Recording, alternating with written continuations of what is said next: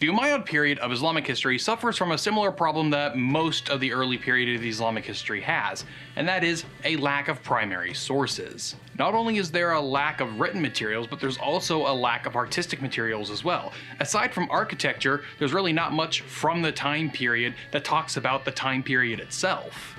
Most of the sources we have about the Umayyad Caliphate come from the Abbasid period, which is important to note because the Abbasids overthrew the Umayyads, and the historians of the time period would have seen it fit, either for their own political biases or those of their patrons, to portray the Abbasids as righteous and just, and the Umayyads as deserving their inglorious fate. And this interpretation of the Umayyads is seen in both Sunni and Shia sources. Despite that, however, the Umayyads were very important in the development of Islamic politics. Muhammad died in 632 and a quick succession crisis occurred, in which his father-in-law, Abu Bakr, would become the successor to the Prophet, called a Caliph. He would then be succeeded first by Omar and then by Uthman, a member of the Umayyad clan. During his time as Caliph, he appointed a sizable number of Umayyads in positions of power around the Caliphate. Some of these appointees in Egypt were corrupt, which resulted in a group of Egyptian Muslims coming to the capital in Medina and killing Uthman. In the chaos of this assassination, the Prophet's cousin and son-in-law, Ali, was made Caliph. This was controversial because the people who had made him Caliph were the ones that killed Uthman, and Ali refused to punish them for it. In response, the Umayyad governor of Syria, Muawiyah, took up the task of achieving justice for his fallen clan member. This conflict between Ali and Muawiyah was eventually settled by arbitration, in which the caliphate was split between them. This arbitration upset a portion of Ali's supporters, who ended up rejecting the claim of Ali, or anyone else claiming to rule based on the right of their familial ties to Muhammad or the Quraysh, after which becoming the Kharijites. In 661, one of these Kharijites would assassinate Ali in his capital at Kufa, putting an end to the Rashidun Caliphate. When news of Ali's death reached Muawiyah in Damascus, he called up his army and marched down to Kufa, where he gained the support of most of Ali's followers through a combination of bribery and violent ultimatums. The most diehard of Ali's supporters wanted his eldest son, Hasan, to take up the mantle of Caliph and challenge Muawiyah. However, Hasan and Muawiyah came to some sort of agreement, in which Hasan promised to not challenge Muawiyah for control of the caliphate in exchange for being left alone. There may have been other stipulations in their agreement, but the sources disagree on what those may have been. Regardless of the exact details, Hasan retired from public life and settled in Medina, where he died in 670, 10 years before Muawiyah. Most historians suspect foul play in the death of Hasan because Muawiyah was 20 years older than him, and yet Hasan died 10 years earlier. And it's suspected that Muawiyah had him killed, probably by poison, because he wanted his son Yazid to succeed him as caliph. However, the exact means by which he would have had him poisoned is uncertain. Under his rule, the caliphate relocated its capital from Kufa to Damascus, where his base of power was strongest. It was also closer to the frontier with the Byzantines, so he could continue to lead territorial expansion. He made one major attempt at taking Constantinople in the 670s, when he had the first Islamic navy constructed. He might have succeeded in taking the city were it not for the Byzantine strategic use of Greek fire, which set the navy ablaze. Despite this failure to conquer Constantinople, Muawiyah was still able to gain control of the islands of Rhodes and Crete for a time. The longest-lasting contributions of Muawiyah to the caliphate were administrative reforms. He continued Uthman's policies of bureaucratizing the caliphate, which he divided into 4 major administrative divisions: Egypt and North Africa, Iraq and Persia, Arabia, and Syria, which would be governed by the caliph directly. In order to avoid challenges from his own governors, he did not allow any of them to have their own standing armies. If they needed troops to engage in wars of expansion, they would have to recruit tribal mercenaries. Shortly before his death in 680, he called a council in order to pick a successor for him. Well, one of the men at this council is believed to have been under the pay of Muawiyah, because he ended up threatening violence against anyone who did not vote for Yazid to succeed the caliph. Unsurprisingly, Yazid won, but unfortunately for him, his reign would be short and full of turmoil. Not everyone accepted Yazid's ascension.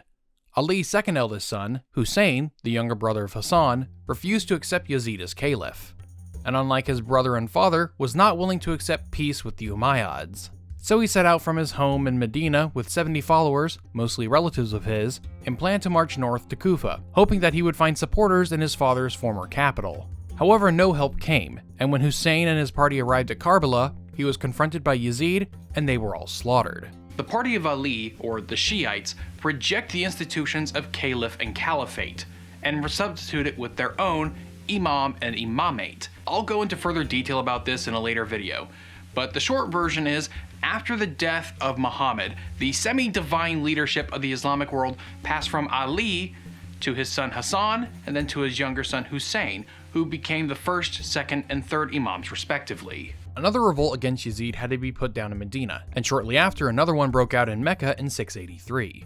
This revolt was led by Abd Allah ibn al-Zubayr. He had refused to recognize the authority of Yazid, but didn't proclaim himself to be caliph until after Yazid's death in 683, when Yazid's young and sickly son, Muawiyah II, was made caliph. The same army that had crushed the revolt in Medina was sent south to put down al-Zubayr. But during the siege, Muawiyah II died, and when this news reached the general of the besieging army, he offered al-Zubayr the position of caliph if he would march with him up to Damascus to restore order. However, al-Zubayr refused, suspecting that this was a trap. Not unreasonable, considering similar things had been done under Muawiyah and Yazid I. Regardless, the army left Mecca in the control of al-Zubayr and thus returned north, where another Umayyad, Marwan, had taken control. Marwan had been Uthman's secretary and was there in Medina the day he was assassinated. Similar to his two immediate predecessors, he didn't have a long reign, but in his short time as caliph, he was able to reassert Umayyad control over Syria and Egypt. Since the death of Yazid, al-Zubayr had managed to take control over much of Arabia and Mesopotamia, while the Umayyads were distracted in Damascus. In 685, Marwan would be succeeded by his son, Abd al-Malik, who spent much of his reign putting down rebellions and reasserting Umayyad control. During his reign, he began and completed the construction of the Dome of the Rock in Jerusalem. It was built on top of the former Temple Mount, where the holiest site in Judaism had once stood. The reasons for building it were numerous. Some scholars believe that it was built to serve as a rival pilgrimage site for Muslims because both Mecca and Medina were under the control of al-Zubayr. It also served as a handy tool for asserting Islamic dominance over the Jews and Christians of the region. During this time, al-Malik built the first standing army in the history of the Islamic world. He also began minting the first Islamic coins, because up until that point, most of the coins being used in the Caliphate had been from the Byzantine or Old Sasanian empires. By minting their own coins, they're telling the world that they are a true political power and not just a band of barbarians coming out of the wilderness. Al-Malik would also have revolts to put down. There was a continuing revolt from al-Zubayr down in Mecca, but on top of that there was a Shia revolt in Kufa, led by al-Mukhtar al-Thaqafi. Now, calling it a Shia revolt isn't exactly appropriate, but it was definitely Shia aligned. Prior to his revolt, al-Mukhtar was a low-level government official serving in Kufa during the reign of Ali. He briefly sided with al-Zubayr during the siege of Mecca, but then returned to Kufa, where in 685 he led a revolt in which he proclaimed another son of Ali, Muhammad bin al-Hanafiyyah, to be both the caliph and imam. Al-Hanafiyyah, unlike his brothers Hasan and Hussein, were not born to the Prophet's daughter, Fatima, which is why he is not recognized by most Shia as a legitimate imam. Al-Hanafiyyah had taken no part in this revolt and had sworn allegiance to al-Malik. Al-Mukhtar gained control over much of Iraq and western Persia, and while governing the region he granted equal rights to non-Arab converts to Islam and punished those involved in the massacre of Hussein. The revolt was put down 2 years later, in which its supporters were either killed or went into hiding. Al-Malik was able to reassert control of Iraq in 691, and finally put down al-Zubayr in 692, when he died in battle during another siege of Mecca. After his death in 705, he was succeeded by his son, al-Walid I, who continued his father's attempts at expanding and stabilizing the caliphate. He made further conquests into Central Asia, where he made deals with the local rulers where they would be allowed to continue to rule and collect taxes so long as they paid him tribute.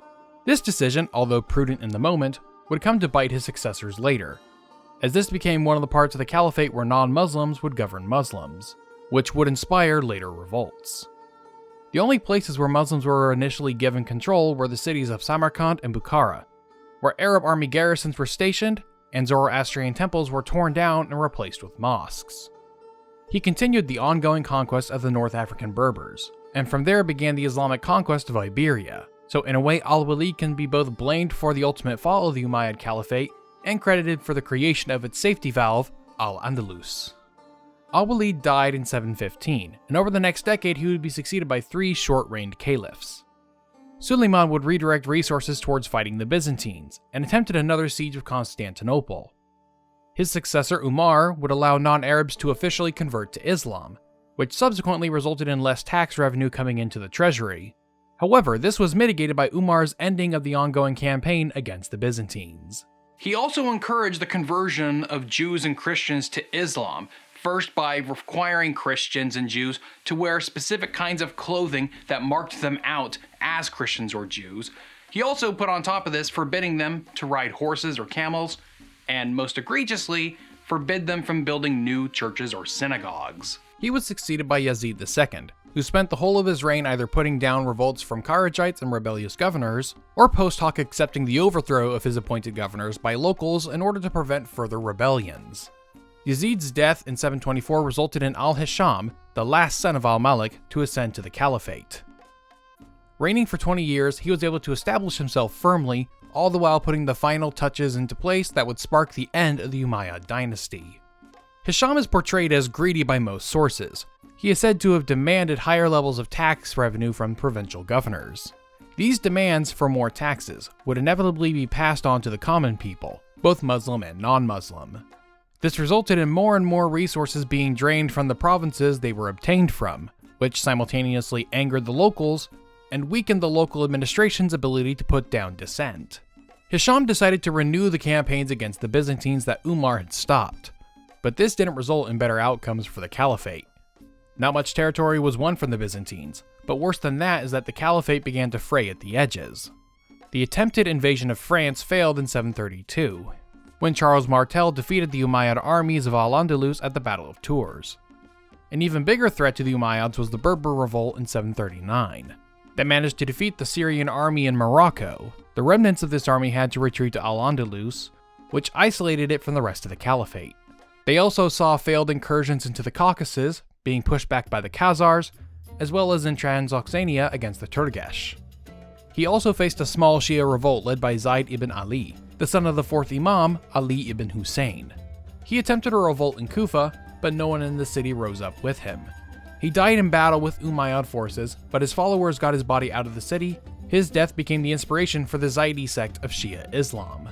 Hisham would be succeeded by his nephew, Al-Walid II, the son of Yazid II. Al-Walid was so insecure in his position that he spent most of his reign paying his army to not rebel against him, as well as rounding up any prominent non-Umayyad Arab who might pose a challenge to him. Yazid III, the son of Al-Walid I, would revolt against Al-Walid II, and managed to capture Damascus with little bloodshed.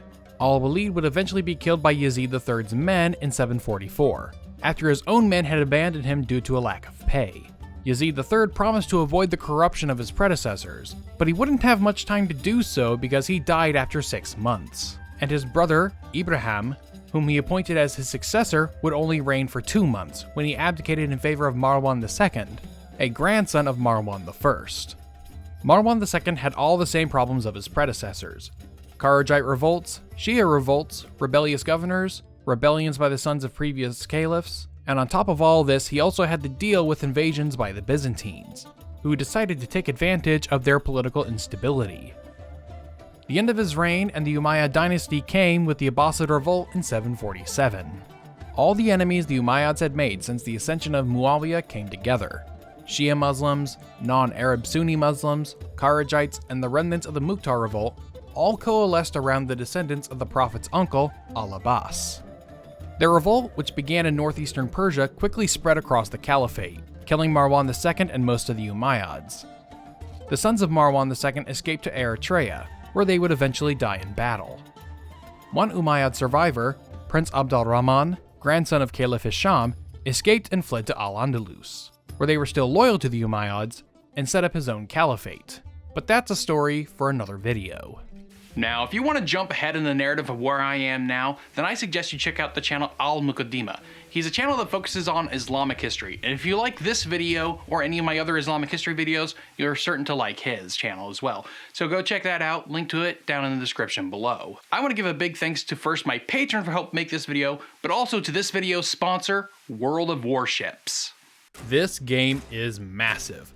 World of Warships is a strategy game where you collect and take control of the greatest warships of the 20th century. You can marvel at your own fleet or take pleasure in sinking the ships of your enemies. There are hundreds of ships available to play, and they are always adding more, along with new missions and game updates to keep you busy. And best of all, the game is absolutely free to play. and you can start by clicking the top link in the description of this video. If you join the game by clicking that link, you get numerous perks such as automatically adding the USS Charleston to your fleet, as well as receiving 1 million credits and 250 doubloons. You can get all of this by clicking the top link in the description and using the code BATTLESTATIONS2020. World of Warships is one of the few brands that's continuing to support the history community on YouTube throughout all the demonetizations and content suppression. So I encourage you to support them and Casual Historian by checking out the game by clicking that top link in the description and using the code BATTLESTATIONS2020.